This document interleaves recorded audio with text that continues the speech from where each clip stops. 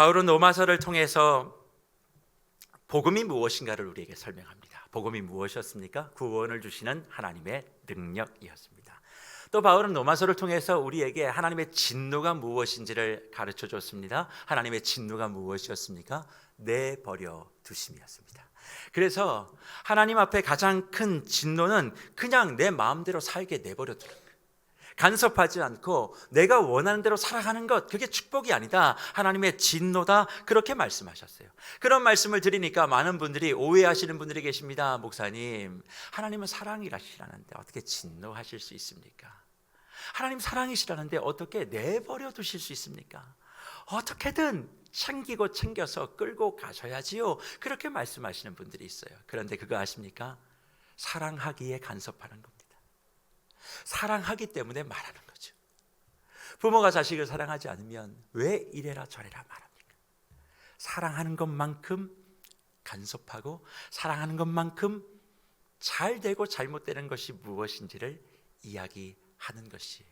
그러니 내 삶에 주님께서 무언가를 간섭하시는 것 같다, 그건 사랑하기 때문입니다.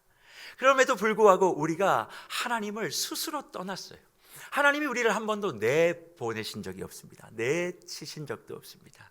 우리 스스로가 하나님의 품에 있기를 거부하며 달려나왔고, 우리 하나님은 하루 종일토록 두 팔을 벌려 우리가 돌아오기만 하면 이전에 있었던 모든 것들을 다 품어 안아 하나님의 자녀다운 대접을 온전히 해주겠다, 그렇게 말씀해 주고 있습니다. 그럼에도 불구하고 많은 사람들이 돌아오지 않아요. 그러니 사도 바울은 로마서 2장 28절에서 사람의 마음에 하나님 두기를 싫어한다, 하나님 두기를 싫어하며 내버려둠의 진노를 계속 경험하게 되면 그 인간의 끝은, 그 인간의 종착역은 무엇인가를 우리에게 설명하며 1장의 마지막 결론 32절에서 이렇게 우리에게 도전해 주고 있습니다. 로마서 1장 32절 이렇지요. 그들이 이 같은 일을 행하는 자는 사형에 해당한다고. 하나님께서 정하심을 알고도 자기들만 행할 뿐 아니라 또한 그런 일을 행하는 자들을 옳다 하느니라, 그렇게 말씀하고 있어요. 하나님의 품에 있기를 원하지 않고 마음에 하나님을 두기를 싫어하는 사람들의 궁극적인 종착역, 그걸 두 가지로 사도 바울은 이야기하며, 첫째는 사형 곧 죽음이고, 두 번째는 핑계 곧 변명이다, 그렇게 이야기합니다. 그러니까 하나님의 진노 속에 내버려둔 삶을 살게 되어진 사람은 두 가지를 반드시 하게 되어 있는 거예요. 하나는 죽음을 경험하게 되어 있고, 그리고 또 하나는 변명과 핑계의 삶을 살 수밖에 없다, 그렇게 말씀하고 있어요. 그러니 주님의 품에서 떠나 있는 사람들은 살아도 산 것이 아니라 죽은 자들, 영혼의 죽음을 경험한 자들이고, 영혼이 죽어 주님과 소통하지 않고 주님의 마음을 헤아리지 못하니 늘 하는 것마다 뭐가 많다고요? 변명과 핑계가 많다는 것입니다. 그런데 이 영혼의 죽음과 그리고 변명과 핑계로 자신의 삶을 방어하며 하루하루를 계속 살아가는 사람들이 가장 잘하는 일 한 가지가 있는데, 그것이 뭔 줄 아십니까? 사도 바울은 그것이 남을 판단하는 일이라 그렇게 설명합니다. 영혼이 죽어 주의 품을 떠난 자, 주의 품을 떠나서 자기의 삶을 합당화시키고 정당화시켜서 마음대로 어떻게든 자기 원하는 대로 살고자 하는 사람들이 제일 잘하는 일, 그것이 뭐라고요? 남을 판단하는 일이다, 그렇게 얘기하며 2장 1절을 이렇게 사도 바울은 이어갑니다. 그러므로 남을 판단하는 사람아, 누구를 막론하고 내가 핑계하지 못할 것은 남을 판단하는 것으로 내가 너를 정죄함이니 판단하는 내가 같은 일을 행함이라, 그렇게 말씀하고 있어요. 여기서 말하는 남을 판단한다라고 하는 판단의 이 단어는 크리노라고 하는 단어입니다. 우리는 남을 판단할 때 내가 생각하는 어떤 기준, 내가 생각하는 어떤 생각으로 저 사람은 이래, 이 사람은 이래, 이렇게 생각하는 정도라고 생각하지만, 사실 여기서 남을 판단하는 사람이라고 할 때 판단은 그런 내용이 아닙니다. 이 크리노라고 하는 말은 어떤 말이냐? 법정에 피고인을 세워놓고 검사가 신문하는 거예요. 검사가 질문하는 겁니다. 검사가 판결하는 거고, 심의하는 거고, 그리고 선고하는 거예요. 그러니까 이 사람이 이런 스타일이야, 저런 거야, 이 정도의 평가가 아니라 이 사람은 이래, 그래서 이게 문제야, 그러니 이렇게 돼야 돼. 그 사람을 향한 나의 모든 신문, 심의, 선고 이런 것들이 다 포함되어 있는 말이죠. 앞에 세워두고 네가 잘못한 게 이거야, 잘한 거에 대한 얘기를 하는 것이 아닙니다. 법정에 잘하는 사람이 갑니까? 잘못한 사람이 가는 거죠. 그러니까 세워두고 너 이거 잘못했고 이거 문제다라고 하는 것을 마음으로, 생각으로, 입술로, 손으로, 눈빛으로, 표정으로 다 하는 이 일이 누가 잘하는 일이라고요? 하나님을 마음에 두기 싫어해서 영혼의 죽음을 경험한 자, 그리고 자기 마음대로 살기 위하여 변명과 핑계로 자기 정당성을 요구하며 어떻게든 하나님 없이도 잘 살 수 있습니다. 그렇게 얘기하는 사람들이 가장 잘하는 일이 뭐예요? 남을 판단하고 신문하고 심판하는 일이라 그렇게 말씀해요. 그런데 저는 2장 1절을 읽고 묵상하면서 충격을 받았어요. 왜 충격을 받는 줄 아십니까? 로마서 1장을 이어올 때에 인간의 보편적인 죄성, 영혼의 죽음 이런 것들에 대해서 바울이 기록할 때는 그들이라고 얘기합니다. 객관적인 눈을 가지고 그들, 사람은 원래 이래요. 사람은 원래 죽음 속에 살 수밖에 없어요. 죄 때문에 이렇게 되는 거예요. 이렇게 객관적인 입장을 갖다가 2장 1절에 딱 들어오고 나선 객관적인 시선이 주관적인 시선으로 바뀝니다. 그래서 2장 1절을 다시 보십시오. 뭐라고 얘기합니까? 여기에 4번 반복되는 단어가 있는데 그 단어가 뭐냐면 내가 핑계하지 못할 것, 내가 너를, 내가, 그러니까 2인칭 너를 4번이라 사용합니다. 1장에서는 그냥 사람, 보편적인 사람에 대한 이야기, 그런데 2장에 들어와서는 이 얘기는 내가 아는 사람에 대한 이야기라. 그러면 지금 이 편지는 어디를 향해서 전달되고 있는 편지죠? 로마에 있는 성도를 향하여 던져지고 있는 메시지입니다. 그러니 지금 그러므로 남을 판단하는 사람아 라고 할 때 이 사람은 바울이 알지 못하는 그런 일반적인 보편적인 사람이 아니라 바울이 아는 너는 누구겠어요? 로마의 교회 안에 있는 성도를 지칭하고 있다는 이야기입니다. 그러니 여기서 남을 판단하는 사람은 하나님을 모르는 사람이 아니에요. 여기서 남을 판단하는 사람은 예수 그리스도를 구주로 시인하지 않는 사람이 아닙니다. 예수를 구주로 시인하여 함께 은혜를 누리고 예수 그리스도가 내 삶의 주인이라고 고백하면서도 예배당에 앉아 남을 판단하고 있는 사람에 대한 바울의 도전을 이야기하고 있다는 거죠. 로마 교회가 어떤 교회입니까? 로마 황제의 박해를 버티고 있는 교회입니다.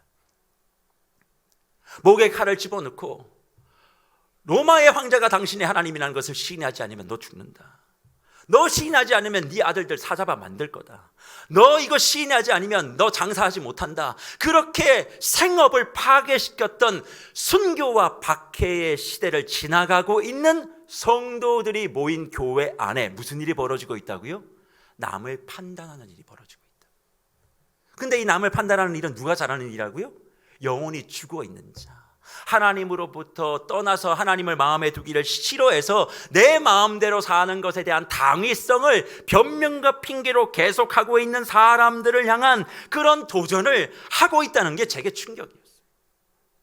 남을 판단하는 그 일이 예수를 모르는 사람들에게 나타나는 일이 아니라 예수를 안다고 하는 사람들, 함께 모여 예배를 하고 있는 사람들, 그 사람들 속에 드러나고 있다는 거죠. 우리로 얘기하면 지금은 박해의 시대가 아니니까 우리로 얘기하면 이런 시대라고 한번 얘기해보면 좀 이해가 쉽지 않겠습니까? 우리 가운데 신앙을 얘기할 때 가장 먼저 하는 소개가 있습니다. 그게 뭐냐면 목사님 저 모태신앙입니다. 모태신앙을 자기로 소개해요. 저도 모태신앙입니다. 근데 제가 어머니 뱃속에서 신앙을 고백했는지는 잘 몰라요. 어쨌든 태어났더니 모태신앙이래요. 그리고 일대신앙 있죠? 혼자 신앙생활 해갖고 가정을 이끌어서 혼자 막 이렇게 가정 안에서 어떻게든 믿음을 뿌리 내리기 위해서 분투하시는 분도 계십니다. 목사님 저 일대입니다. 그리고 그렇게 해서 신앙의 가문을 이루어서 언젠가는 2대가 되고 3대가 되고 4대가 되고 5대가 되고 7대가 되는, 그러면서 내가 예수 믿는 믿음의 명문 가문이라고 그렇게 이야기를 해요. 소개를 그렇게 합니다. 그러나 그 속에 이면엔 내가 하나님이 되어 누구를 심판하고 있어요. 누구를 정죄하고 있어요. 누구를 판단하고 있어요. 그런 사람들을 향해서 바울은 얘기하는 거죠. 그러므로 신앙의 명문 가정이라고 해도 남을 판단하는 사람아, 그러므로 모태신앙이라고 해도 남을 판단하고 있는 사람아, 그 얘기를 하고 있는 거죠. 예배를 참여하고 모태신앙이다, 내가 믿음의 몇 대를 이야기하고, 내가 장로니 권사니 집사니 그렇게 이야기하고, 성경 들고 다니며 내가 성경을 몇 번 통독했다고, 내가 아침마다 말씀을 묵상한다고, 새벽기도 한 번도 빠진 적이 없다고, 그러면서도 남을 뭐 하는 사람아? 판단하는 사람이 있어요, 없어요? 있다는 거예요. 믿음과 은혜를 받은 사람으로 여유와 넉넉함 하나 없이 그냥 뭔가 내 기준에 안 맞으면 성질내고 화내고 뻐럭뻐럭거리고, 그러면서도 남을 판단하며 예배당에 앉아있는 사람아, 더 이런 얘기도 아닐까요? 다락방 모임 안에서 여러 가지 힘들고 어려운 얘기, 자기의 연약한 부분, 실수한 부분, 어려운 부분들을 어렵게 얘기해서 눈물 콧물 다 흘렸는데, 그걸 온 동네 방네 소문 내고 다니면서도 다락방에 앉아있는 사람아, 새로운 성도가 들어왔는데 새로운 성도가 나의 스타일과 좀 다르다고 나의 기준으로 판단하고, 나랑 스타일이 안 맞으니까 철옹성을 만들고 우리 그룹에 들어오지 못하게 하기 위하여 그 사람을 판단하고 있는 사람아, 그렇게도 적용할 수 있다는 거예요.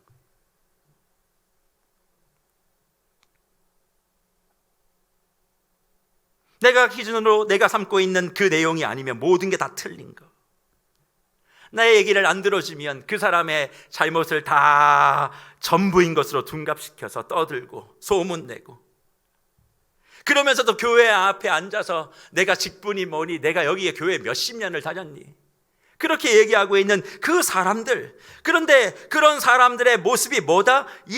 로마서 1장 후반부에 나오고 있는 판단, 비방, 비난, 험담, 수군수군하는 거 다 영혼이 죽었고, 그리고 하나님을 마음에 두게 싫어해서 자기 정당성을 가지고 있는 그 사람의 모습과 똑같은 거야. 정신 차려. 그렇게 사도 바울이 이야기하고 있다는 거죠. 그럼 도대체 왜 바울은 로마에 있는 성도들에게, 또 예배에 나와 있는 저와 여러분에게 이 판단의 문제를 이야기하고 있는 것일까요? 저는 목회 현장에 있으면서 사도 바울의 마음을 조금 헤아리게 됩니다. 사실 우리가 초대교회 그러면 환상이 있어요. 초대교회는 완전한 교회일 거야, 성령과 은혜가 충만하니까 아무 문제가 없을 거야, 그런 마음에 기대를 갖습니다만, 아니요, 그 초대교회도 관계의 문제, 정죄의 문제, 비난의 문제, 비판의 문제가 가득했다는 거예요. 근데 그 모습이 어디에도 있어요? 우리에게도 있다는 거예요. 그래서 보세요, 일주일 동안 삶의 현장에서 분투하는 우리 성도님들을 볼 때 저는 참 마음이 애틋합니다. 늘 목양실에서 기도할 때 제가 가지고 있는 마음이 뭔 줄 아세요? 삶의 현장에서 구슬땀 흘리고 새벽부터 밤까지 일하고 있는 우리 모든 세계로교회 무별들 주님 지켜주시고 건강하게 하시고, 모든 계획한 일들, 또 여러 가지 장사가 됐든 사업이 됐든 뭐가 됐든 모든 것들이 정말 다 잘 되게 해주십시오. 그게 목사의 어떤 의미에선 기도 제목이에요. 늘 매일마다 내 입술과 내 마음속에서 터져나오는 기도의 제목. 그럼에도 불구하고 세상은 힘들고 버겁죠. 세상에서 분투하여 살아낸다는 게 얼마나 어렵습니까? 그러니까 그럼에도 불구하고 주신 말씀, 은혜를 가지고 겨우겨우 살다가 다시 교회에 와서 예배의 자리에 나와서 위로를 얻고 은혜를 받고 싶고 힘을 얻고 싶어서 그 무거운 몸을 겨우겨우 깨워서 주일날 교회로 한 걸음 두 걸음 옵니다만, 교회에 무슨 문제가 있어요? 하나님의 은혜와 위로의 눈빛을 보기 전에 사람의 차가운 눈빛이 나를 먼저 맞이하는 거예요. 성도들의 눈빛이 차가워요. 오늘은 저 권사님이 또 뭐라고 하실까 나에게? 오늘은 저 장로님이 또 나에게 뭘 지적하실까? 오늘은 저 집사님이 또 무엇을 나에 대해서 수군수군하고 뒤에 가서 이런저런 얘기를 할까? 앞에서 얘기 못하면 카톡 메시지를 통해서 또 나를 이런저런 얘기를 할까? 다락방 모여있는데 나만 또 빼가지고 또 이런저런 얘기할까? 이런저런 고민을 가지고 교회에 오다 보니까 이제는 뭐까지 트라우마가 생겨요. 교회 주차장에 벚꽃나무도 나를 향해서 뭘 얘기하는 것 같아요. 너 그렇게 입고 와가지고 어떻게 할래? 그런 마음 가지고 교회 갖고 어떻게 해? 그러니까 사방이 다 지적인 거예요. 사방이 다 나를 이렇게 주목하고 나를 평가하고 있는 거죠. 은혜와 위로를 받고 싶은데 교회가 평가장이 돼버리는 거예요. 그러니 교회에 오는 것이 기대가 안 돼요. 교회에 나오는 게 기쁘지 않아요. 하나님의 은혜와 예배에 대한 사모함을 가지고 기쁨을 가지고 아침 일찍 일어나서 뭔가 준비하고 와야 되는데 어떻게든 늦게 가고 싶고 저 사람 안 마주치고 싶고 저 사람이 있는 곳에 내가 피하고 싶고 그러니까 교회에 와서 내가 있을 수 있는 것이 별로 없어요. 저 아름다운 땅은 아름다운 사람들이나 가는 거지. 저 행복 가득 땅은 행복한 사람들이나 가는 거지. 난 내 삶이 아름답지 않고 내 삶이 행복하지 않은데 나는 교회 어디에도 마음 둘 곳 없네. 그래서 마음을 좀 열어놓으려고 하면 들어주는 것 같지도 않네. 들어주는 줄 알았더니 거기 뒤에 가서 또 수근수근 거리네. 세상보다 못하네 여기. 내가 뭐 하려고 여기 오나. 차라리 일하러 가지, 돈 벌러 가지, 운동하러 가지, 여행이나 가지. 그런 마음을 갖고 있는 성도들이 많이 있어요. 그래서 늘 말씀드리는 게 뭐예요? 사람들이 교회 안 오는 게 아니라 교회가 사람들을 내쫓고 있는 거라. 우리가 내쫓는 거예요. 우리의 시선을 가지고 판단하는 그 문제 때문에. 그러니 이런저런 말에 대한 상처와 경험을 한 사람들이 교회에 오더라도 뭐에 신경을 써요? 하나님의 말씀, 은혜, 예배에 대한 사모함, 이게 아니라 누군가에게 책 잡히고 싶지 않은 거예요. 세상에서도 책 잡히는 것 때문에 너무너무 힘들었는데 교회조차도 그러지니까 기쁨이 없어지는 거죠. 무엇보다도 혈연관계가 복잡하게 얽혀있는 교회일수록 이게 더 선명해지니까 교회에 나오지 않는 게 더 기쁘죠. 교회에 나와도 빨리 시간이 갔으면 좋겠고, 교회에 나오면 일단 입 다물자, 말하지 말자, 말하면 머리 아프다, 그렇게 얘기하며 자신의 속내를 얘기하지 못하는 가슴 아픈 일들이 얼마나 우리 주변에 많이 일어날까요? 그럼 도대체 예수를 구주로 믿고 하나님을 내 아버지로 믿고 하나님 앞에 예배하러 나온다라고 하는 이 교회의 공동체에 왜 남에 대한 판단과 남에 대한 비난과 정죄와 수군거림이 이렇게 많을까? 이유가 세 가지가 있어요. 이 세 가지 이유 때문에 예배당에 앉아 예배를 드리고 있음에도 남에 대한 판단, 남에 대한 정죄가 가득한 것이죠. 첫 번째 이유는 제대로 된 진정한 용서를 경험해 본 적이 없기 때문에 그렇습니다. 내가 용서를 제대로 맛본 적이 없어서 그래요. 용서가 어떤 것이냐를 이야기하며 예수님께서는 마태복음 18장 21절 이하에 용서할 줄 모르는 종의 비유를 이야기하십니다. 그런데 그 비유의 결론이 32절과 33절인데 예수님이 뭐라고 말씀하세요? 이렇게 말씀하세요. 내가 너를 불쌍히 여긴과 같이 이의 주인이 그를 불러다가 말하되 악한 종아, 내가 빌기에 내가 내 빚을 전부 탕감하여 주었거늘 내가 너를 불쌍히 여긴과 같이 너도 내 동료를 불쌍히 여김이 마땅하지 아니하냐? 그렇게 말씀하세요. 32절 다시 한번 보여주세요. 32절 다시 한번 보여주시라고. 거기에 뭐라고 얘기합니까? 주인이 악한 종을 불러다가 뭐예요? 빌기에 내 빚을 전부 탕감해 줬다, 그렇게 얘기해요. 그러니까 내 모든 문제를 해결해 줬어요. 그러면 33절에 주인이 뭐라고 얘기합니까? 내가 너를 불쌍히 여겨서 그렇게 해줬잖아. 그럼 너도 내 동료를 불쌍히 여김이 마땅하다, 그렇게 말씀하고 있습니다. 복음은 구원을 주시는 하나님의 능력이라고 배웠어요. 바울은 그것을 우리에게 강조합니다. 그러면 구원을 주시는 하나님의 능력의 제1이 뭔 줄 아십니까? 죄 사하여 주시는 용서함이에요. 죄 사함의 용서를 우리가 받는 거예요.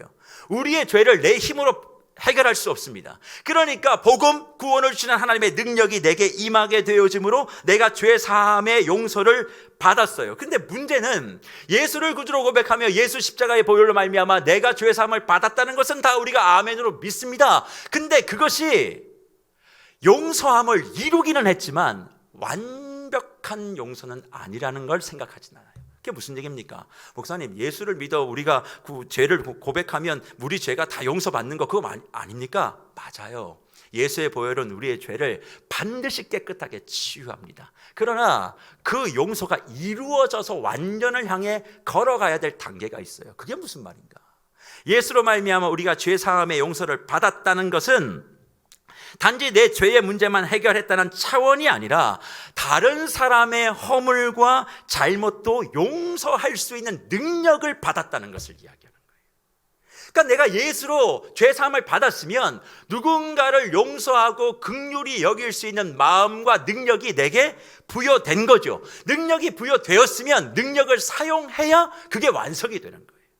나를 죄 사여 주셔서 용서할 수 있는 사람을 만들었고 그 용서한 사람이 된 이후에 그 용서를 내가 진짜 행하게 될 때 내 삶의 진정한 용서가 완성되는 된다는 것입니다. 그런데 많은 사람들이 예수 그리스도의 죄 사함의 용서함을 믿음으로 고백하지만 받은 용서를 행하려 하지 않기 때문에 진정한 용서가 내게 체험되지 않는 거예요. 그러니까 용서받았다는 것이 그냥 내가 감정적으로 주님 앞에 기도하며 하나님께서 주신 용서함으로 내 마음이 평안하다 정도밖에 설명 못하지, 진짜 내 주변에 있는 사람을 용서해 봄으로 말미암아 예수 그리스도의 용서가 어떤 것인지를 맛본 사람이 예배당 안에 별로 없는 거예요. 다 예수 그리스도를 믿음으로 고백하며 죄 용서 받았다는 건 기뻐하지만 누군가 용서할 수 없는 사람, 세상에 제일 나쁜 사람이 누구예요? 나예요, 나. 세상에 제일 나쁜 나를 용서해 줬었듯 내 주변에 나와 동급인 사람을 용서해 본 경험이 없으니까 진짜 용서를 맛본 적이 없는 거예요. 그러니까 늘 판단하고 늘 정죄하고 늘 내가 심판자의 자리에 서서 이러쿵저러쿵 이야기하고 있다는 것입니다. 하지만 이것 때문 아닙니다. 또 하나의 이유가 있어요. 예수를 구주로 고백함에도 불구하고 예배 자리에 나와 있음에도 불구하고 여전히 우리가 남을 비난하고 정죄하는데 앞장서는 이유, 두 번째는 왜곡된 시선을 가졌기 때문에 그래요. 왜곡된 시선, 이게 도대체 무슨 말이냐? 로마서 2장 1절에 그러므로 남을 판단하는 사람아 라고 할 때 판단이 헬라어 단어로 크리노라고 하는 단어라고 말씀을 드렸습니다. 근데 이 단어를 예수님이 직접 사용하신 적이 있어요. 언제 사용하셨느냐? 마태복음 7장 1절과 2절에 이렇게 말씀하시며 크리노라는 단어를 사용합니다. 비판을 받지 않으려거든 비판하지 말라. 너희가 비판하는 그 비판함으로 너희가 비판을 받을 것이요 너희가 헤아리는 그 헤아림으로 너희가 헤아림을 받을 것이니라, 그렇게 말합니다. 여기서 말하는 비판이 헬라어 단어로 크리노예요. 그러면 도대체 비판하지 말라, 비판받지 않으려고는 비판하지 말라라고 했는데 왜 그러면 사람이 비판하게 되느냐? 그 이유를 이 말씀 이어 나오는 3절과 4절에 밝혀주십니다. 왜 사람이 비판하게 되느냐? 3절 이렇게 말씀하시죠. 어찌하여 형제의 눈 속에 있는 뭘 보고, 티는 보고 내 눈 속에 있는 들보는 깨닫지 못하느냐? 보라, 내 눈 속에 들보가 있는데 어찌하여 형제에게 말하기를 나로 내 눈 속에 있는 티를 빼게 하라 하겠느냐? 그렇게 말씀하세요. 왜 우리가 남을 자꾸 비판하게 되느냐? 제대로 보지 못하기 때문이에요. 왜 제대로 보지 못해요? 눈에 뭐가 있어요? 들보가 있대요. 들보가 뭡니까? 대들보를 얘기하는 거예요. 교회 건물, 어떤 건물이든 그 건물을 지탱하고 있는 가장 큰 기둥, 그걸 대들보라고 얘기하는데, 대들보가 눈에 딱 박혀 있으니까, 그럼 대들보가 눈에 박혀 있으니까 뭘 보지 못해요? 사방을 보지 못하는 게 아니라 자기 자신을 보지 못한다고. 내가 어떤 사람인지를 보지 못하니까 누가 보이는 거예요? 남의 티끌이 보이는 거죠. 가끔들 자녀들 키우시면서 청소년기에 아이들이 이렇게 저렇게 어려워하고 공부 안 하고 이런 것 때문에 막 화내시고 재촉하시는 부모님들 많이 계시죠? 왜 그런 줄 아십니까? 그 나이 그 시절에 내가 하는 행동을 잊어서 그래요. 그 나이 때 열심히 공부하셨어요? 어머니 아버지 속 안 썩이셨습니까? 그때의 모습은 우리 아이들에 비하면 훨씬 더 못할걸요? 그때 내가 어떻게 했는지를 기억하면 쉽게 그렇게 말을 못해요. 그러니까 눈에 들보가 박혀 있으니까 나를 보지 못하는 거죠. 그래서 가끔 어떤 일에 대해서 지나치게 분노하는 사람들이 있습니다. 왜 분노한 줄 아십니까? 자기의 모습이 거기 보이기 때문에 그래요. 자기가 싫어하고 자기가 너무나 이게 혐오하는 모습이 누군가에게 딱 나타나면 그 모습을 향해 불같이 화내는 이유, 자기의 모습이 거기에 거울로 비춰지기 때문에 그렇습니다. 그러니 내 모습이 어떤지를 제대로 알려면 눈에 들보가 빠져야 되는데 이 들보는 내가 뺄 수 없습니다. 들보는 어떻게 빠질까요? 하나님의 사랑과 하나님의 용서와 하나님의 긍휼에 내가 푹 잠기게 될 때 이 들보는 자연스럽게 빠지게 되는 거죠. 그러니 우리가 하나님의 그 사랑과 하나님의 그 은혜와 하나님의 그 감격을 매일 내가 가득 잠겨 경험하지 못하니까 늘 사람을 볼 때 뭐가 있는 상태로 보는 거예요? 들보가 끼어진 상태로 보니까 내 모습을 보지 않는 거예요. 내가 이전에 했던 것은 그러니까 늘 선한 거고 저 사람이 하는 것은 늘 악한 거예요. 그러니까 늘 또 변명해요. 정당화 또 시키는 거예요. 그땐 그럴 수밖에 없었다. 그러니까 신앙인들이 사람에 대하여 그렇게 판단하는 일을 그렇게 많이 하는 것이다, 그렇게 말씀하고 있는 것 아닙니까? 자기를 보지 못하니까 남을 향하여 끊임없이 상처를 주고 아픔을 주고, 마치 자기는 성인군자인 것처럼, 대단한 사람인 것처럼, 의로운 사람인 것처럼 그렇게 얘기하며 들보를 가지고 있는 채로 예배드리는 사람들이 많으니, 사도 바울은 그러므로 남을 판단하는 사람아, 그렇게 도전하는 것 아니겠습니까? 그리고 마지막으로 예수를 구주로 고백한다고 하면서도 사람을 판단하는 그 일을 우리가 잘하는 이유는 세 번째, 이것 때문에 그렇습니다. 완전한 치료를 거부하기 때문에 그래요. 완전한 치료를 거부한다. 그것이 도대체 무엇입니까? 마태복음 11장에 보면 세례 요한이 제자들을 보내어서 예수 그리스도 당신이 진짜 오실 메시아입니까? 이렇게 물어보자 예수님께서 마태복음 11장 4절과 6절에 이렇게 답을 하세요. 뭐라고 말씀하십니까? 예수께서 대답하여 이르시되 너희가 가서 듣고 보는 것을 요한에게 알리되 맹인이 보며 못 걷는 사람이 걸으며 나병 환자가 깨끗함을 받으며 못 듣는 자가 들으며 죽은 자가 살아나며 가난한 자에게 복음이 전파된다 하라. 누구든지 나로 말미암아 뭐하지 않는 자, 실족하지 아니하는 자는 복이 있도다. 그렇게 말씀하세요. 메시아의 증표가 보지 못한 사람이 보는 것 전해라, 나병 환자가 낫는 것 전해라, 죽은 자가 살아난 것 전해라, 가난한 자에게 복음이 전파되는 것도 전해라. 그렇게 얘기하면 우리는 뭐에 포커스를 맞춰요? 치유됨을 이야기해요. 육신의 모든 질병들이 회복되는 것, 이게 놀라운 뜻이다. 그래서 이런 치유를 내게 좀 허락하여 주십시오. 그렇게 기도하지만 주님의 치유는 육신의 치유만 끝나는 것이 아니라 나로 말미암아 뭐하지 않는 자, 실족하지 않는 자, 뭐예요? 영혼의 완전한 치유까지도 주님은 말씀하고 있는 것입니다. 그러니 예수 그리스도가 우리의 삶에 들어오게 되면 내 삶의 문제도 해결하지만 궁극적으로 나도 알지 못했던 내 영혼에 숨겨져 있는 상처, 우리 모두가 다 상처 있는 사람들이잖아요. 상처 없으세요? 상처 없는 사람은 없어요. 그래서 어떤 의미에선 우리 예수 믿는 사람들은요, 상처는 없지만 흉터는 많은 사람들이에요.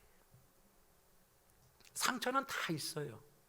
하지만 예수의 보혈로 그게 아물어져서 흉터는 남아있어요. 그런데 그 완전한 흉터까지도 제거하려고 주님이 다가오시면 그건 노하는 거예요. 왜요? 그럼 너무 힘들어질 것 같으니까. 내가 원하는 것만 요구하고 물러서라는 거죠. 마치 병원에 가면 선생님들이 이렇게 하셔야 되고 저렇게 하셔야 됩니다, 이런 치료 받아야 됩니다, 이런 약 복용하셔야 됩니다, 그렇게 얘기를 하면 뭐라고 얘기해요? 선생님, 저는 그 약 안 받고요, 이 약이 잘 맞아요, 이 약으로 주셨으면 좋겠고요, 그 방법 해봤는데 별로 효과가 없는 것 같아요, 저는 이렇게 하면 좋겠어요. 자기가 의사처럼 얘기하시는 분들 많이 계시죠. 주님 앞에 우리가 그런다고요. 주님이 우리의 영혼에 육신의 완전한 치유를 위하여 복음과 주의 은혜로 다가오는데 우리는 내가 예수가 되어 내가 하나님이 되어 내 방법으로 나를 치유하려다 보니까 완전한 치유를 거부하고 있는 사람들이 교회 안에 너무 많아요. 그러니 예수를 경험하고 예수의 이름을 노래하며 이 자리에 있지만 용서를 체험했다고 하는데 용서의 능력을 경험해 본 사람은 없어요. 예수 때문에 시선이 교정되었다라고 하지만 여전히 들보를 가지고 있는 사람들이 많고, 완전한 치유를 통해서 완전한 존재의 변화가 되어야 함에도 그렇지 못한 사람들이 여전히 로마 교회에도, 지금 우리 교회에도 있으니 바울은 복음을 얘기하고 진노를 얘기하며 그러므로 남을 판단하는 사람아, 네가 남을 판단하면 너의 영혼은 죽음 속에 있는 거야. 네가 지금 누군가를 판단하고 있고 정죄하고 있고 심판하고 있다면 너는 네 마음대로 너의 삶을 살아내고 있는 사람이니 예배드리기 전에, 예수의 이름을 얘기하기 전에, 찬송하기 전에, 기도하기 전에 너가 어떤 존재인지를 좀 봐. 그렇게 말씀하고 있다는 거죠. 그래서 주 안에 사랑하는 무별 여러분, 예수 그리스도의 구원의 능력, 복음의 능력을 내가 소유하게 되면 반드시 누군가를 용서하게 되고 누군가를 바라보는 시선이 달라지게 되어지고 영과 육의 온전한 치유됨으로 말미암아 내 존재의 변화를 경험하게 되는 줄 믿습니다. 그런데 문제는 이런 사람이 되었던 증거가 우리가 무엇인지를 잘 모르기 때문에 그냥 입술로만 그렇지 그렇지 아멘 아멘 하면 끝난다고 생각해요. 아니에요. 복음이 뭔 줄 알고 구원의 능력을 체험하고 용서할 줄도 알며 용서를 완성시키고 누군가에 대한 시선, 그리고 나 자신에 대한 온전한 치유와 변화를 회복한 사람에게는 반드시 징표가 있어요. 저는 그것이 구원의 마패라고 부르는데, 우리 모두가 다 구원의 마패가 있어야 되는 거죠. 근데 그 구원의 마패가 뭐냐? 다른 게 아닙니다. 내가 내 눈에 있는 들보를 빼고 누군가를 용서함으로 용서를 완성하고 내 치유의 완전함을 증명하는 구원의 마패, 우리 각자에게 정말 있는지 한번 들어보십시오. 이 구원의 마패가 있어야 그게 진짜인 겁니다. 그 구원의 마패는 뭐냐면 관계의 마패예요. 관계의 마패, 대인관계의 마패. 대인관계의 마패라는 것이 무슨 말입니까? 쉽게 설명하면 이거예요. 예배도 한 번도 빠지지 않아요. 주일 성수도 열심히 해요. 다락방도 안 빠져요. 새벽 기도도 하루도 안 빼고 나와요. 성경도 매일 읽어요. 가정 예배 맨날 드려요. 그런데 이 모든 것이 종교 행위가 되지 않고 주님 앞에서 신앙이 되려면, 예수와 상관없는 내 의가 아니라 하나님이 주시는 그 은혜로서 이것이 되려면 우리가 놓치지 말아야 될 게 한 가지 있습니다. 그게 뭘까요? 로마서 1장 마지막 부분, 마음으로 하나님을 떠나 사망과 그리고 변명에 일관되어지는 사람의 모습의 구체적인 모습을 이야기하며 29절부터 등장하고 있는 31절까지 모습 가운데서 보세요. 시기, 살인, 수근수근, 분쟁, 비방, 부모를 거역하는 거, 배약하는 거, 그리고 무정한 거, 무자비한 거, 이게 다 무엇과 연결되어 있을까요? 관계와 연결되어 있는 거죠. 사람과 사람 사이, 성도와 성도 사이의 관계를 이야기하는 겁니다. 그러니 내가 구원받음을, 내가 구원의 능력을 나타내고 있는 교회를 섬김을 자랑할 때 내가 뭐 엄청난 역사를 가졌고 엄청난 일을 했고 전통이 있고 이런 것을 자랑할 것이 아니라 성도와 성도 사이에, 사람과 사람 사이에 관계가 너무 행복합니다를 고백하는 사람이 진짜 구원의 마패를 가지고 있는 사람인 것을 기억하셔야 됩니다. 근데 많은 교회마다, 많은 신앙인들마다 마치 모델하우스와 같은 그런 자랑을 하게 되어져요. 모델하우스 구경하는 집의 특징이 뭡니까? 보기에는 좋아 보이죠. 그러나 모델하우스에 사는 사람은 없어요. 우리 교회가 무슨 사역을 했는지, 이걸 했는지, 이전에 있는지 그게 중요한 게 아니라 더 중요한 건 우리가 예수 그리스도의 복음과 구원의 능력으로 새 사람 되어지고 존재의 변화를 이룬 사람이 되었다면 성도와 성도 사이에, 부모와 자식 사이에, 권사와 집사 사이에, 목사와 장로 사이에, 교사와 샛별 사이에, 인허프 공동체와 무별 세대 사이에 관계가 자랑될 수 있는, 우리는 너무 행복한 관계라고. 그렇게 될 때 그것이 구원의 징표인 구원의 마패, 복음의 능력을 사용하고 그것을 증명하며 살아가는 삶의 모습이라 성경은 이야기하는 거죠. 그래서 바울은 자기의 구원의 마패가 어떤 것인지를 정확하게 보여주며 디모데에게 이렇게 이야기합니다. 하나님의 능력을 경험하며 구원을 받아 자신의 변화의 삶을 디모데전서 1장 13절부터 16절에 고백하는데 이렇게 말해요. 내가 전에는 비방자라고, 폭행자, 도리어 긍휼을 입은 것을 내가 믿지 아니할 때에 알지 못하고 행하였대요. 비방, 폭행, 누군가에 대해 상처 주고 판단하고 정죄한, 이게 바울이 예수를 믿지 않았을 때의 모습. 그러나 예수를 믿고 난 다음에 어떤 일이 벌어집니까? 이렇게 얘기하죠. 14절입니다. 우리 주의 은혜가 그리스도 예수 안에 있는 믿음과 사랑과 함께 넘치도록 풍성했대요. 그러니 믿보다 모든 사람이 받을 이 말이요, 그리스도 예수께서 죄인을 구원하시려고 세상에 임하셨다 하였도다. 그러니까 고백이 뭡니까? 죄인 중에 내가 괴수다는 거예요. 은혜가 넘치니까 대들보가 빠지기 시작하죠. 그러니까 내가 보여요. 그러니까 내가 죄인 중에 괴수. 그 다음 16절에 뭐라고 얘기합니까? 그러나 내가 긍휼을 입은 까닭은 그 예수 그리스도께서 내게 먼저 일체의 오래 참음을 보이사 후에 주를 믿어 영생 얻는 자들에게 뭐가 되려고요? 본이 되게 하려고. 예수를 믿고 난 다음에 본이 되게 하려고. 비방하고 지적하고 자기만이 옳고 모든 것이 너 때문이고 저 사람 때문이고 이것은 이것이 잘못이고 저건 저거 잘못이고 뭐 순서도 모르고 질서도 모르고 이런 얘기를 막 하면서 누군가에 대한 부족한 모습들을 계속 얘기하는 거, 그게 예수를 알지 못했을 때, 예수의 사랑이 나를 덮지 못했을 때 죄인 중에 괴수의 모습이었다고 바울은 이야기합니다. 그리고 그 죄인 중에 개수가 예수를 믿고 그 은혜가 넘치며 내 안에 대들보가 빠져나가고 온전한 영육의 완전한 치유가 이루어지고 이제 용서의 능력을 소유받은 사람으로서 수많은 사람들을 용서하게 되자 어떻게 해요? 하나님께서 내게 주시는 구원의 징표, 분명한 관계 속에서의 해결되어짐을 맛보며 내가 이렇게 사역을 하고 있어, 그렇게 말씀하고 있다는 거죠. 그래서 저는 오늘 말씀을 이렇게 결론 내려보려고 합니다. 혹시 이런 말 혹시 들어보셨어요? 사자가 자세를 바꾸면 밀림이 긴장한다. 이게 누가 한 말이냐면 제1기획에 김하나라고 하는 카피라이터가 있습니다. 그 김하나 카피라이터가 벤츠 S클래스를 자동차 광고하면서 썼던 문구가 사자가 자세를 바꾸면 밀림이 긴장한다라고 하는 이 문구입니다. 오늘 설교 제목이기도 하죠. 사자가 자세를 바꾼다. 이제 먹이를 향하여 달려가기 위해 자세를 바꾸면 밀림이 긴장한다, 그런 이야기입니다. 그런데 저는 이 말이 그렇게 들리는 것이 아니라, 동물의 사자가 아니라 하나님이 이 땅에 보내신 사자, 예수 그리스도를 믿게 하여 하나님의 자녀 삼으시고 하나님의 자녀 되어진 우리를 왕같은 제사장 거룩한 나라로 삼아서 이 세상에 보내면 이 세상은 뭐 해야 되는 거예요? 긴장해야 되는 거예요. 하나님의 사람이 움직이면 이 세상은 긴장해야 되는데, 하나님의 사람, 예수를 믿는 사람들, 교회 다니는 사람들이 아무리 모여 얘기해도 세상은 긴장하는 것이 아니라 웃어요. 왜 웃을까요? 이유는 다른 게 뭐가 있겠습니까?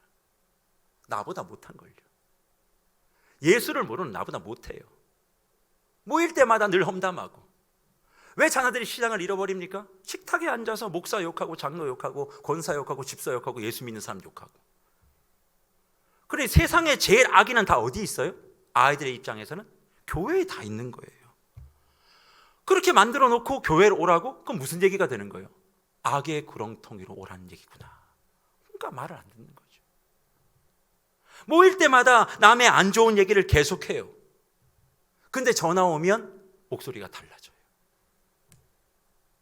그런 모습을 끊임없이 보고 있으니 어떻게 세상에 있는 사람들이 왕의 사자로 이 땅에 파송되어 이 땅에 하나님의 나라를 통치하라고 부름받은 우리 교회된 저와 여러분의 모습을 보며 긴장할 수 있겠습니까?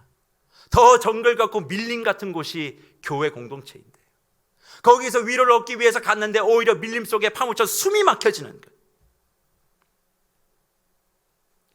용서의 체험만 있을 뿐 용서의 행함이 없으니까.